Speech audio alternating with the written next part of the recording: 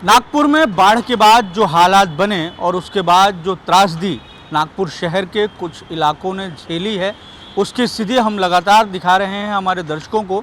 लेकिन इसके साथ में ही बड़े पैमाने पर व्यापारियों का नुकसान हुआ है। व्यापारियों के नुकसान का भी आकलन बेहद ज़रूरी है, क्योंकि ये आफत ऐसे समय में आई है जब मौसम त्योहारी है और साल भर में सबसे ज़्यादा जो व्यापार होता है इसी दौरान होता है। गणेश उत्सव के साथ में ही एक तरीके से व्यापार की शुरुआत होती है और फिर वर्ष भर तक इस तरीके से जो है वो व्यापार का क्रम चलता है, सबसे ज़्यादा व्यापार रहता है। लेकिन व्यापारियों को किस तरीके से आफत इस बाढ़ के हालातों के बाद में झेलनी पड़ी, इसकी हम चर्चा करेंगे।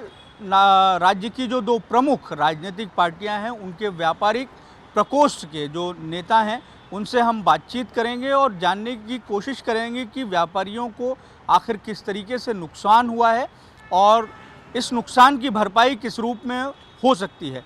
राज्य के मदद व पुनर्वसन मंत्री ने आज नागपुर में जो बाढ़ के बाद बने हालात हैं उसका जायज़ा लिया और उसके बाद में उन्होंने ये आश्वासन दिया है कि जितना नुकसान हुआ है, सरकार की कम से कम भूमिका ये है कि उससे अधिक का जो है वो मुआवजा जो नुकसानग्रस्त लोग हैं, व्यापारी हैं, उन्हें दिया जाए। तो इसी विषय पर अधिक बातचीत करने के लिए हमारे साथ कांग्रेस के व्यापारी प्रकोष्ठ के अध्यक्ष अतुल कोटेचा सर हैं। इनसे हम बातचीत करेंगे और जानने की कोशिश करेंगे कि उनके नज़रिए से व्यापारियों का कितना नुकसान हुआ है। सर, ये बताएं कि ये जो आफत आई है, इससे व्यापारियों को बहुत नुकसान हुआ है और ऐसे समय में हुआ है जब व्यापार का सीज़न है।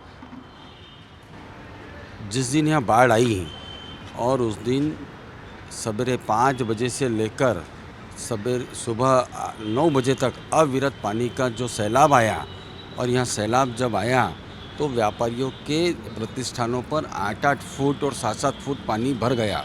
उनका लगभग इस इलाके के अंदर 150 करोड़ रुपए के ऊपर का नुकसान यहाँ पर हुआ है।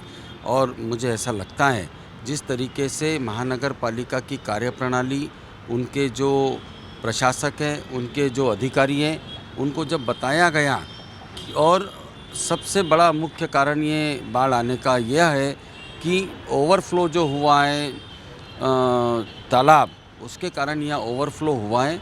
और ओवरफ्लो के चलते यह जो घटना घटी बड़ी दर्दनाक थी और व्यापारियों का जो नुकसान हुआ है, उस नुकसान के चलते व्यापारी रोड पर आ चुका है। पहले ही वह कोरोना के चलते व्यापारी बहुत त्रस्त था, लेकिन आने वाले समय के अंदर महानगर पालिका और राज्य शासन ने व्यापारियों को पूरे तरीके से मदद करना चाहिए, यह हमारा आशय है। और आपको बताते हुए बड़ा दुख होता है, जब यहाँ पर पंचशील चौक में 6 महीने से वहाँ का नाला धंस चुका था, लेकिन हम लोगों ने, व्यापारियों ने, सब ने मिलकर धंतोली जोन के अधिकारियों को बताया, लेकिन फिर भी कुंभकर्णीय नींद के चलते वहाँ बना नहीं। और यह तो अच्छा हुआ, ईश्वर का आशीर्वाद रहा कि यह घटना रात को 4 बजे की थी। अगर यह सुबह की रहती थी तो इसमें हज़ारों लोग उस नाले के अंदर बहकर लोगों को केवल लाशें दिखती थी।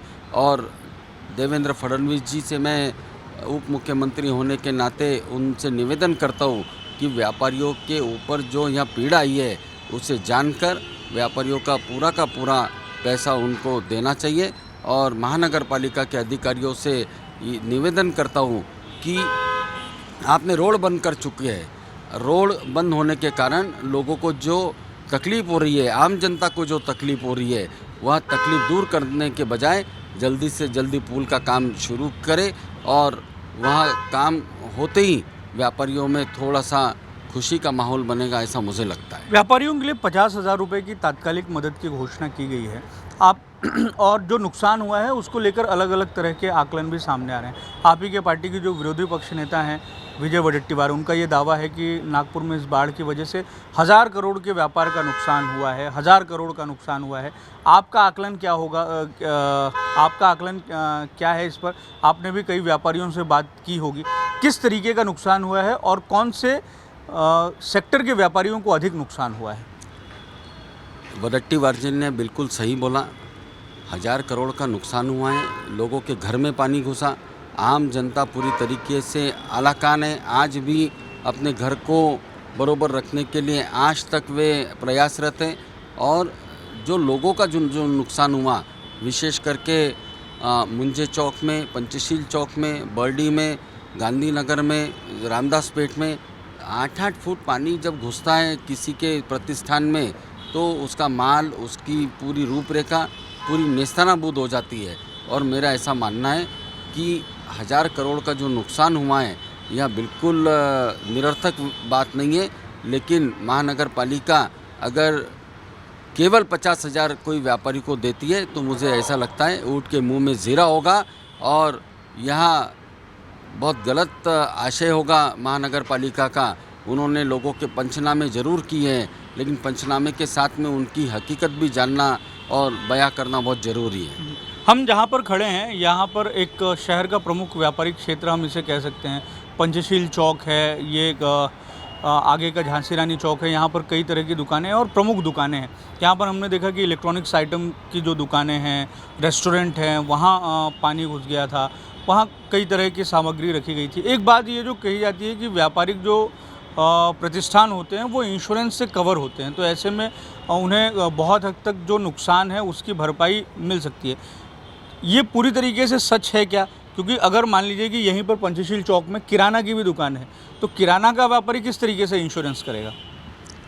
ये पूरी निरर्थक बात है। इंश्योरेंस कंपनियों ने हाथ झटक दिए है।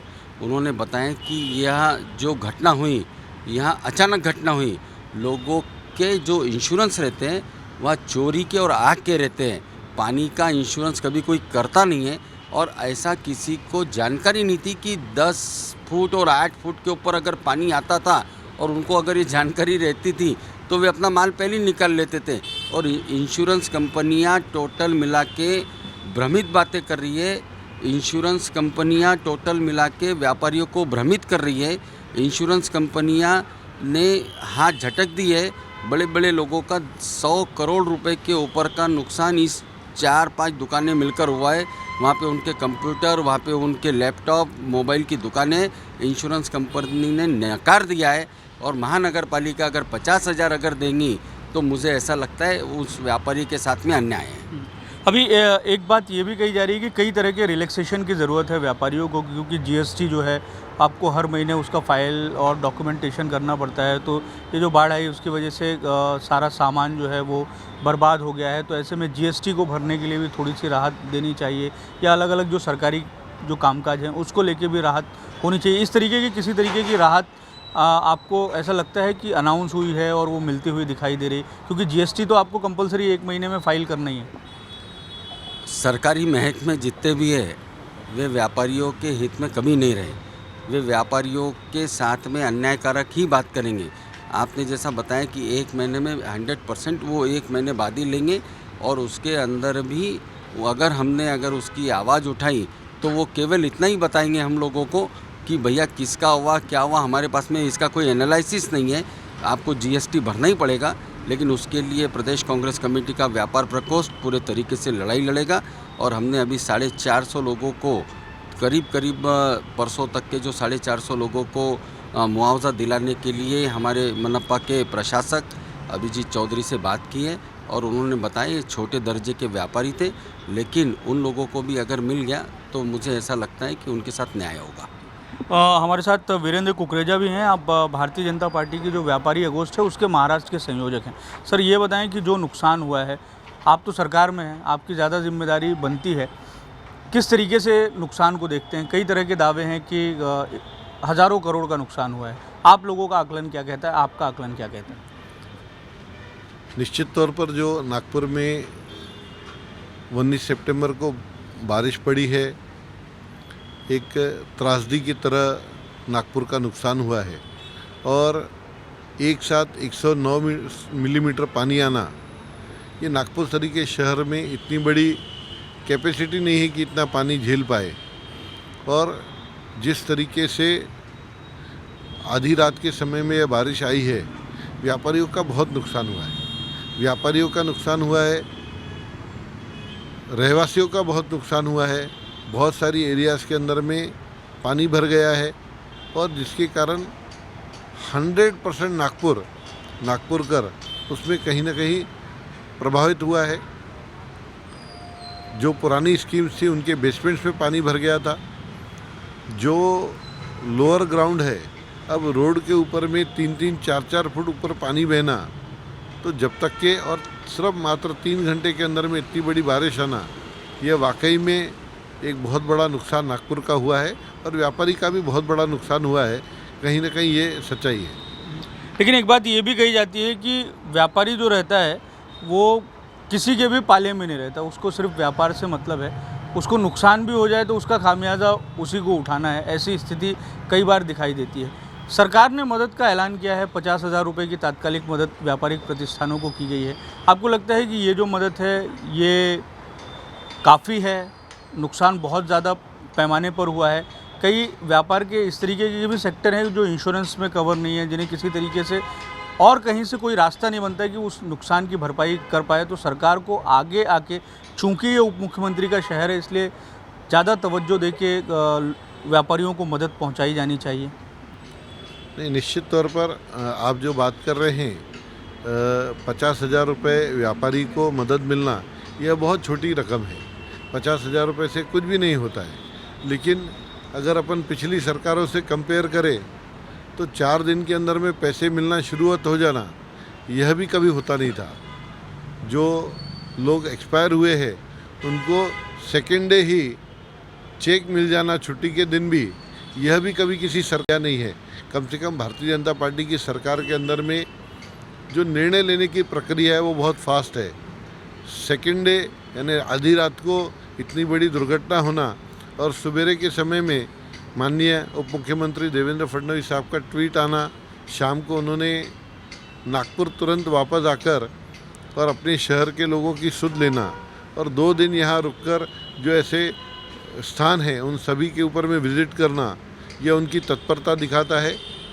वैसे तो मैं इस त्रासदी के अंदर में जैसे ही हमको पब्लिक के कॉल्स आना शुरू हुए, यहाँ दिख रहा था कि बारिश बहुत ज़्यादा है, तो सवेरे 4 बजे के समय में मैंने पहला कॉल कमिश्नर साहब को, हमारे जो मनपा के आयुक्त हैं, उनको कॉल किया था।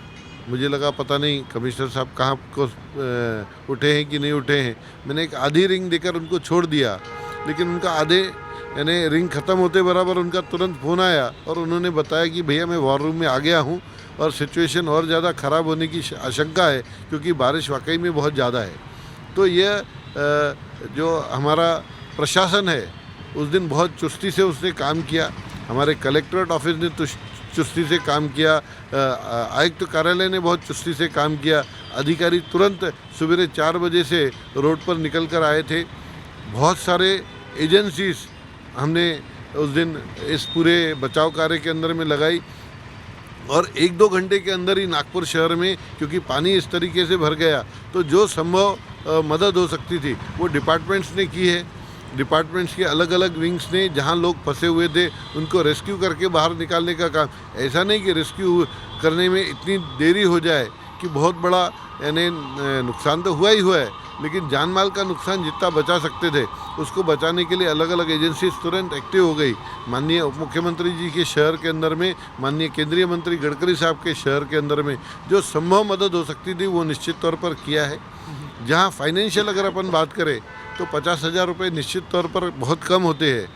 हम भी मांग कर रहे हैं व्यापारियों के माध्यम से, हमारी तो पार्टी व्यापारियों की पार्टी है, कि व्यापारियों को और ज़्यादा मदद मिलनी चाहिए। लेकिन मैं इस मंच के माध्यम से आपको यह भी जानकारी देना चाहता हूं कि माननीय उप मुख्यमंत्री साहब से हमने कई इंश्योरेंस एजेंसी कंपनियों के अंदर में बातचीत कराई है। बहुत सारे इंश्योरेंस कंपनीज़ को उन्होंने कहा है कि इसके अंदर में यह जो हानि हुई है, जो इंश्योरेंस के बिल्स हैं, जो इंश्योरेंस के कवर्स हैं, उसके अंदर में थोड़ी सी लीनियता के साथ में जो सेटलमेंट अपन कर सकते हैं उसको करना चाहिए।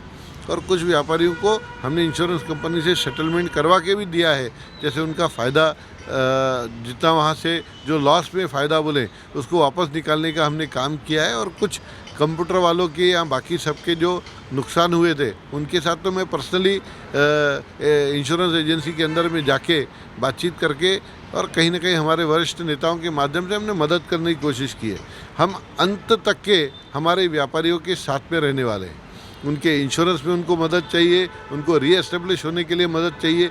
जो स्तर पर जहाँ पर जाकर हमको व्यापारियों की मदद करनी पड़ेगी वहाँ हम अधिकार के साथ में मदद मांगेंगे, और जहाँ मदद नहीं मिलती है वहाँ अधिकारियों के हित में खड़े होकर जो स्तर पर जाना पड़े, भारतीय जनता पार्टी के रूप में हम लोग कार्यकर्ता करके खड़े हैं और हर व्यापारी को आखिरी तक के मदद मिलनी चाहिए, यह प्रयास करेंगे। आपको क्या लगता है कितना नुकसान हुआ होगा, अगर आंकड़ों में एक आकलन किया जाए कितना नुकसान हुआ होगा?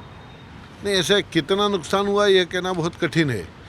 सिर्फ व्यापारियों का नुकसान नहीं हुआ है, ये पूरे शहर का नुकसान हुआ है। लेकिन सबसे बड़ा अगर कोई नुकसान हुआ है तो सरकार का नुकसान हुआ है। सरकार की जो जिस तरीके से मोर भवन के अंदर में अपन ने देखा, कई सारी बसेस 100% जलमग्न हो गई। ऐसे बहुत सारे सरकारी संपत्तियों का नुकसान हुआ है, बहुत सारे यानी रेसिडेंस का नुकसान बहुत बड़ा हुआ है जो अपने को दिखा नहीं। बहुत सारे स्लम बस्तियों के अंदर ये इरिपेरेबल लॉसेस है जिसको भरपाई नहीं कर सकते। आप स्लम को क्या वापस बना के दे सकते, लेकिन उस समय के जो नुकसान हुए, हमारे 3 लोग इस त्रासदी के अंदर में उस दिन दुर्घटना में मर गए। ये इरिपेरेबल लॉस है, इसकी काउंटिंग नहीं हो सकती। वैल्यूएशन में इसको काउंट करना ये इम्पॉसिबल है। ये शहर के लिए एक सीख लेने की बात है कि कभी इस तरीके का तो हमारा मैं धन्यवाद करना चाहूँगा हमारे गडकरी साहब को, देवेंद्र फडणवीस साहब को, जो उन्होंने दूसरे दिन बैठक के अंदर में तुरंत निर्णय लिया कि इस तरीके से अगर कभी अंबाझरी बांध फूट जाएगा तो शहर का कितना बड़ा नुकसान हो जाएगा। तो उन्होंने इमीडिएटली महानगर पालिका आयुक्त को एक एजेंसी अपॉइंट करके अंबाझरी डैम को बारिश के बाद में रिपेयरिंग काम चालू करने के लिए जो कॉल लिया है, ये अपने आप में बहुत महत्वपूर्ण कॉल है। और जिस तरीके से नागपुर महानगर पालिका भारतीय जनता पार्टी कई सालों से संभाल रही है, तो इसके अंदर में यह प्रयास हम हमेशा करते रहते हैं कि ज़्यादा से ज़्यादा अच्छे तरीके से शहर में जो भविष्य के लिए जो डेवलपमेंट कर सके, जैसे नुकसान कम हो, यह कार्य भी हमारे नेताओं ने किया है और हम सब चाहते हैं ये सब कार्य होने चाहिए। हमारे साथ संजय अग्रवाल हैं, आप एनवीसीसी से जुड़े हुए हैं जो व्यापारियों के संस्था है, और व्यापारियों के मसलों को लेकर अलग अलग समय पर आवाज़ उठाते रहते हैं। ये बताएं कि ये जो नुकसान व्यापारियों का नुकसान है उसको आप किस तरीके से देखते हैं और क्या आपका आकलन कहता है? ऐसा है सर, ये जो नुकसान है इसके अंदर में व्यापारियों का नुकसान भी हुआ है, बहुत ज़ोरदार हुआ है। ख़ासकर उन व्यापारियों का नुकसान हुआ है जो अंबाझरी लेक से जो डिस्चार्ज होता है पानी नाग नदी के अंदर में, उसके आसपास में रहते हैं, उनका नुकसान हुआ है। देखने में अपन ने ये देखा है कि दुकानें, कोई किसी दुकान में बेसमेंट की दुकान है वो पूरी दुकान जलमग्न हो गई, कुछ अपर मिडिल में है तो वो आधी दुकान जलमग्न हो गई, और उससे अपना अंदाज़ लगा रहे हैं कि ये व्यापारियों का नुकसान सिर्फ दुकानों में हुआ है। लेकिन जो रहवासी है इस लाइन के ऊपर में दोनों तरफ के अंदर में, जिनके घरों में पानी गिरा है, उसमें भी व्यापारी ही रहते हैं, उसमें भी उद्योजक रहते हैं। आज जो काम है उद्योग करने का, वो ज़रूरी नहीं है कि वो उद्योग की जगह पे जाके ही काम होता है। आज आदमी अपने घर से अपनी सुविधा से लैपटॉप और ये सब मशीनों के ऊपर में भी काम करता है। ऑनलाइन बिजनेस बढ़ गया है, तो अब ये कई लोगों के लैपटॉप जो है जलमग्न हो गए एकदम से पानी आने के कारण, उनकी कारें जो है जलमग्न हो गई। तो नुकसान काफ़ी हुआ है और उसका असेसमेंट 1000 करोड़ 2000 करोड़ ऐसे लगाना मुश्किल है, क्योंकि जो डाटा गया, जिसके कंप्यूटर में पानी गया, अब जैसे आपने पूछा था कुछ समय पहले सवाल कि महीना ख़त्म होते ही रिटर्न डालना है जीएसटी का, तो जीएसटी का रिटर्न कहाँ से डालेगा, उसका डाटा पूरा ख़त्म हो गया। इसी प्रकार से जीएसटी नहीं, इनकम टैक्स के भी रिटर्न्स जो है, क्वार्टरली रिटर्न्स इनकम टैक्स के आ जाएंगे, और भी कई सारे रिटर्न्स रहते हैं जो क्वार्टरली रिटर्न्स डालने पड़ते हैं। तो डाटा जो गया है, डाटा का कोई मूल्यांकन कोई भी नहीं कर सकता। वो डाटा रिट्राइव करना अपने आप में एक बहुत बड़ा कसरत हो जाएगा व्यापारियों के लिए। इसलिए chamber of associations of industry and trade, chamber of कैमिट से भी जो है काफ़ी कोशिश की गई। कैमिट की ये पहल थी, जब सोलापुर सांगली के अंदर में बाढ़ आई थी, तब पहली बार किसी सरकार ने 50,000 रुपये का मुआवजा तात्पुरता जो है व्यापारियों के लिए बोला, डिक्लेयर करा था। और उसके बाद से हर समय कैमिट प्रयासरत है कि इसकी एक पॉलिसी बनाई जाए, इसके अंदर में एक पॉलिसी बनाई जाए। जैसे आज खेती में पानी आता है या कहीं पानी आता है तो तुरंत मशीनरी एक्शन में आ जाती है, असेसमेंट करके क्या फार्मूले से कैसे कंपनसेशन देना, वो सब सेट फार्मूलेज है कि इसका बगीचा है तो इसका क्या होगा, इसके यहाँ पड़ी थी तो क्या होगा, इसका क्या हो गया, सारे फार्मूले। ऐसे ही सिर्फ एक एक्सग्रेशिया टाइप 50,000 नहीं करके असेसमेंट होना चाहिए। जैसे बताया गया है कि भी कंप्यूटर के सेक्शन की दुकान है, उसमें पूरा पानी भर गया, वो इलेक्ट्रॉनिक ख़त्म हो गया। कपड़ा है, उसमें पानी भर गया, कपड़े को एक बार पानी लग गया वो वापस नहीं बिकता, वो सेकंड्स में भी जो है कोई नहीं लेके जाता। कागज़ का अगर कोई किसी का काम है, उसको अगर पानी में घुस गया तो वो कागज़ कोई काम में नहीं आता, इसके यानी रिसाइकल के अलावा कोई काम में नहीं आता। एक लोहे की दुकान रहे तो लोहा पानी लग के थोड़ा सा जंग लग जाता है, एक थोड़ा बहुत डिस्काउंट करके जो है उसको बेच सकते हैं। ऐसे हर आइटम की अपनी अपनी अलग डिमांड है, उसको अलग तरीके से असेस करना चाहिए और उस पर एक सरकार ने फिक्स पॉलिसी बनाना चाहिए कैसे कंपनसेशन होना चाहिए। जहाँ तक बात है इंश्योरेंस की, ये जग विदित है, इंश्योरेंस जब मजबूरी रहती है तभी निकालता है।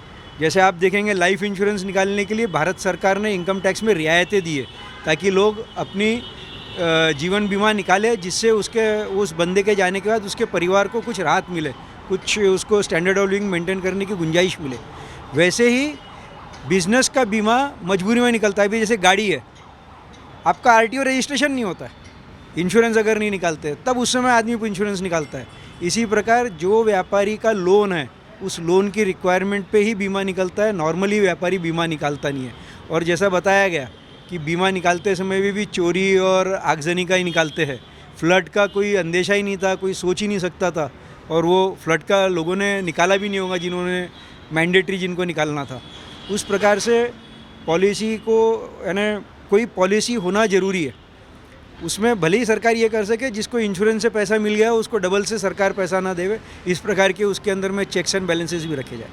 आपको क्या लगता है कि जितने दुकानदारों का नुकसान हुआ होगा उनमें से कितने लोग ऐसे होंगे कि जिन्हें उनके नुकसान की पूरी 100% भरपाई मिल पाएगी? ऐसी संभावना लगती है? देखिए, जिस बेल्ट के अंदर में ये हुआ है उस बेल्ट का जो मेरा पर्सनल यानी असेसमेंट ये है कि वहाँ पे नुकसान की भरपाई पूरी कर पाना ना सरकार ना इंश्योरेंस कंपनी किसी के भी बस का नहीं है। वो चिल्लर थोक व्यापारी है, दोनों प्रकार के व्यापार करते हैं। उनका इंश्योरेंस का कवर मेरे को पूरा है ना ऐसा मानना है कि इंश्योरेंस का कवर फ्लड का तो नहीं हुआ होगा उनका, क्योंकि वो वैसे ही थोड़े से एलिवेटेड इलाके में हैं। लेकिन पानी जो है नाले से बह गया, ऊपर निकल गया और उनके दुकानों में पानी आ गया, तो फ्लड का तो इंश्योरेंस किसी का भी नहीं रहेगा। इवन गाड़ियों का लोग नागपुर शहर में फ्लड का इंश्योरेंस नहीं लेते। अब ये बहुत हद तक व्यापारियों को अगर मदद मिलनी हो तो सरकार के माध्यम से ही मिल सकती है। आखिरी उम्मीद सरकार है, इंश्योरेंस कंपनी नहीं है। देखिए, सिर्फ व्यापारी ही नहीं, इंडिविजुअल क्या कहना है, आप समझिए एक कोई बहुत बड़ा व्यापारी है, हज़ारों टन हज़ारों लाखों करोड़ रुपए का उसका टर्नओवर है, और वो उस लो लाइन बस्ती में रहता था और ग्राउंड फ्लोर पर रहता था, तो वो करोड़ों का व्यापार करने के बावजूद उसका अनाज पूरा ख़त्म हो गया। तो उसके पास सेकेंड डे तो अनाज के जैसे बाकी कोरोना काल के अंदर में सरकार ने किट बांटी 80 करोड़ लोगों को, वो 80 करोड़ लोगों के अंदर में गिनती आ गई उसकी। तो सरकार तो माँ बाप है ही सबकी, लेकिन उसके अलावा भी व्यापारी एक दूसरे के साथ में मदद कर सकता है। अब पेमेंट देना है तो समझ के पेमेंट थोड़ा रुक के लेवे, किसी को पेमेंट करना है तो वो रुके नहीं, ड्यू डेट तक पहले ही एडवांस पेमेंट करे। इस तरीके से एक व्यापारी दूसरे व्यापारी को हाथ बढ़ा के हाथ पकड़ के काम कर सकता है। सरकार से भी आएंगी मदद, उम्मीद है। सरकार संवेदनशील है, कर रही है। जैसा आपको बताया गया कि दूसरे दिन से जो है पूरी यंत्रणा काम पे लग गई थी, और तो उम्मीद है कि व्यापारियों की व्यथा को जो है आज सरकार देखेंगी, सुनेंगी और उसके ऊपर में तत्परता कुछ न कुछ कड़े कदम उठाएंगी। कुकरेजी जी, आपसे जानना चाहेंगे, आपकी पार्टी तो सरकार में भी है, जैसे बात हो रही थी कि इंश्योरेंस 100% जो है वो व्यापारियों का नुकसान की भरपाई नहीं कर सकता। एक अंतिम जो आशा है वो सरकार से ही है, तो सरकार में बैठे हुए जो मजबूत कड़ी है वो हमारे नागपुर की है, संयोग से वो आपके मित्र भी हैं। तो नागपुर के व्यापारियों को नुकसान का 100% मुआवजा मिले, त्योहारी सीज़न में। इसके लिए आपके माध्यम से, आपकी पार्टी के माध्यम से और जो व्यापारी प्रकोष्ठ का जो फोरम है आप लोगों का, उसकी तरफ से किस तरीके से मदद के लिए प्रयत्न किए जाएंगे? निश्चित तौर पर जो व्यापारियों का नुकसान हुआ है उसके लिए जो भी स्तर पर माननीय उप मुख्यमंत्री साहब से, माननीय मुख्यमंत्री साहब से सहयोग मांगना है वो हमारा मांगना शुरू है। इंडिविजुअल केस को भी लेके जाना पड़ा तो हमको कोई प्रॉब्लम नहीं है, हम बिल्कुल लेकर जाएंगे। सरकार ने 50,000 रुपये तक के तत्काल मदद का घोषणा की है, ये अंतिम मदद है ऐसा कुछ नहीं है। बाकी असेसमेंट, सर्वे सब कुछ चालू है और उसके ऊपर में धीरे धीरे करके सेटलमेंट्स भी हो रहे हैं। निश्चित तौर पर मैं इस फोरम पे ये विश्वास दिलाता हूँ नागपुर के साथ में भारतीय जनता पार्टी पूरी ताकत के साथ खड़ी है और पूरी ताकत से हमारे व्यापारियों का नुकसान नहीं होना चाहिए, इसके लिए हम प्रयासरत हैं। धन्यवाद हमसे बात करने के लिए। तो ये इस चर्चा के माध्यम से हमारी ये कोशिश थी कि जो नागपुर शहर के जो व्यापारी हैं उनका जो नुकसान हुआ है कम से कम उस पर हम चर्चा करें और हमारे जो दर्शक हैं उनको बताने की कोशिश करें कि जो व्यापारी हैं वो समाज का एक महत्वपूर्ण अंग है और उनके ही माध्यम से जो देश की अर्थव्यवस्था है, समाज की अर्थव्यवस्था है वो चलती है। लेकिन ये जो आफत आई है, इस आफत ने व्यापारियों को भी बड़े पैमाने पर नुकसान पहुंचाया है। ऐसे में अर्थव्यवस्था का चक्र चलते रहे, इसके लिए ज़रूरी है कि जो व्यापारी हैं उन्हें जो दिक्कत आई है उसको भी दूर करने का प्रयास कहीं ना कहीं संजीदगी से सरकार के माध्यम से हो। कैमरामैन जितेंद्र खापरे के साथ दिव्येश द्विवेदी, यूएसएन न्यूज़, नागपुर।